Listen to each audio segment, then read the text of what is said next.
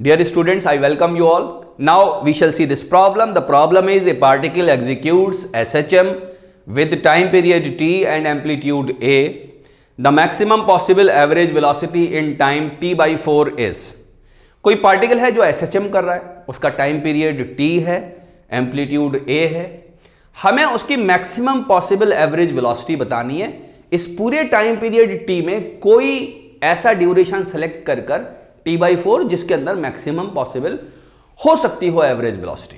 क्या बात क्लियर है? इसके बच्चों दो सॉल्यूशन है, एक छोटा सॉल्यूशन है और आमतौर से हम उसी को यूज करते हैं कॉम्पिटिशन्स के अंदर, और एक थोड़ा सा कंसेप्चुअल सॉल्यूशन है, मैथमेटिकल सॉल्यूशन है और बेसिक सॉल्यूशन है। वो भी बहुत इंपॉर्टेंट है उसका जानना, क्योंकि अगर आप उसको जान लेंगे तो अगर एग्जामिनर ने थोड़ा बहुत चेंज कर दिया सवाल को तो भी आप कर पाएंगे। ओके, तो हम दोनों सॉल्यूशंस की बात करेंगे।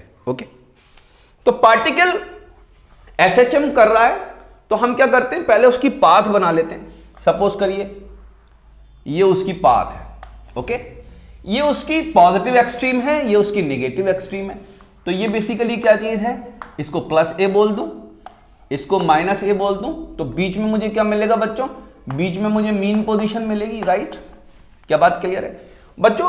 अगर मैं इसका वेलोसिटी डायग्राम शो कर दूं, नीचे वेलोसिटी का मैग्नीट्यूड है ना, मैं इसकी स्पीड अगर शो कर दूं पार्टिकल की, इसके नीचे बना दूं, तो बच्चों कैसे बनेगी? मैं जानता हूं कि स्पीड कॉस फंक्शन से गवर्न होती है। बात समझ में आई? कॉस फंक्शन से। ठीक है, तो अगर मैं इसकी स्पीड बनाऊं तो बच्चों ऐसे बनेगी या नहीं बनेगी, ये ध्यान से बताइएगा। ऐसे। क्या बात क्लियर है?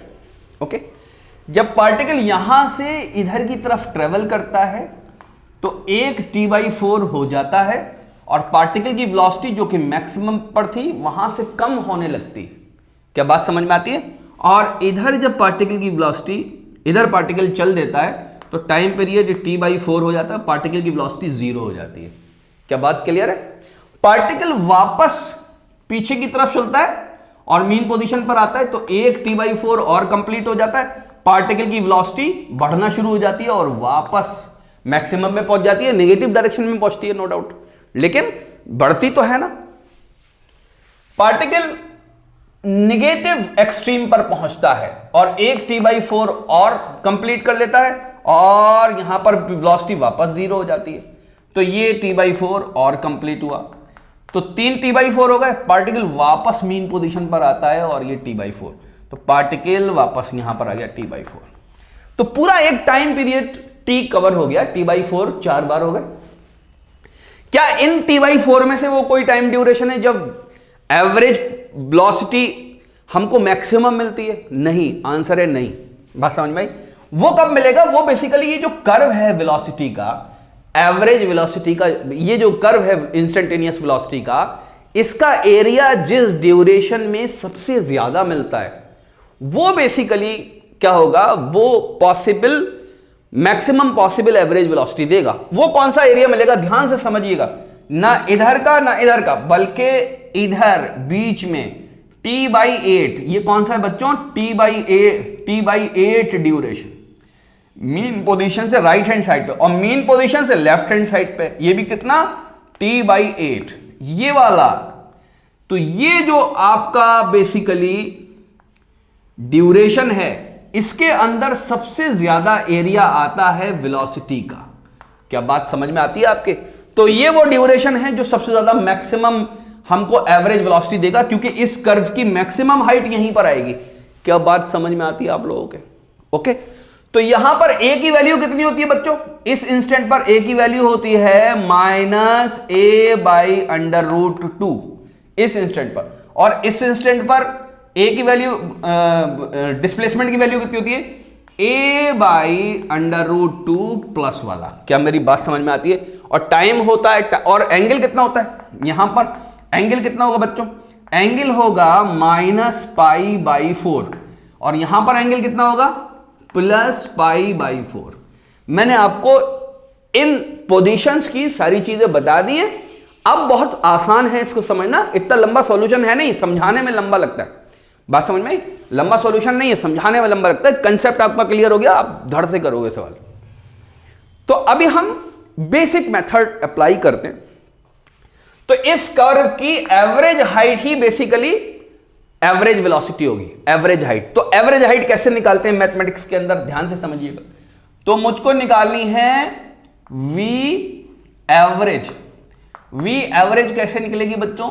वी एवरेज निकलेगी इंटीग्रेशन 1 अपॉन, ये जो ड्यूरेशन है बच्चों ये कितना, t/8 और t/8, तो ये तो t/4 है, तो t/4, क्योंकि ये बेसिकली बेस लेंथ होगी, और एंगल की ड्यूरेशन कहां से कहां तक लगाऊंगा, माइनस π/4 से लेकर प्लस π/4 तक, और अंदर क्या लिखूंगा, vdt।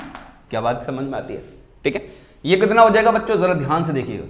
वी एवरेज 1 अपॉन, ये तो 1 अपॉन की जगह मैं 4 अपॉन टी लिख दूं, माइनस π/4 से लेकर प्लस π/4 तक। v की वैल्यू क्या होती है, ए ओमेगा कॉस ओमेगा टी। बच्चों मैंने फाई की वैल्यू यहां पर 0 ले ली है, ठीक है, उससे कोई फर्क नहीं पड़ने वाला, ठीक है। इंटीग्रेशन कर देते हैं, 4 अपॉन टी, ए तो आएगा, ओमेगा भी आएगा, एक ओमेगा नीचे भी आएगा, और यहां पर आएगा sine omega T with limit changing from minus π/4 to plus π/4। Omega से ओमेगा कैंसिल, आंसर आया 4a/t। साइन π/4, साइन π/4 माइनस आएगा साइन माइनस π/4, साइन माइनस π/4। बात समझ में आती है? ओके, ध्यान से देखिएगा, 4a/t साइन π/4 होता है बच्चों 1 अपॉन √2, माइनस एक माइनस और आ जाएगा, प्लस कर देंगे 1 अपॉन √2 मल्टीप्लाई हो जाएगा। क्या बात समझ में आती है? कितना हो गया बच्चों ये 1 अपॉन √2 प्लस 1 अपॉन √2, 2 अपॉन √2 हो गया। बात समझ में आती है? तो ऊपर क्या आ जाएगा, ध्यान से देखिएगा, 4a/t इंटू 2 अपॉन √2। इसके अंदर इस 2 में कितने √2 हैं, 2 √2 हैं, तो आंसर कितना हो गया, 4 √2a/t। This is the correct answer. क्या ये आंसर है? Answer is D, 4 √2a/2। क्या बात क्लियर है? अब ध्यान से समझिए, इसको हम दूसरे मेथड से भी कर सकते हैं। दूसरे मेथड से कैसे करते हैं? ये तो आपके एवरेज वेलोसिटी आ गई, ठीक है, यही आपका आंसर है, ऑप्शन डी इज करेक्ट।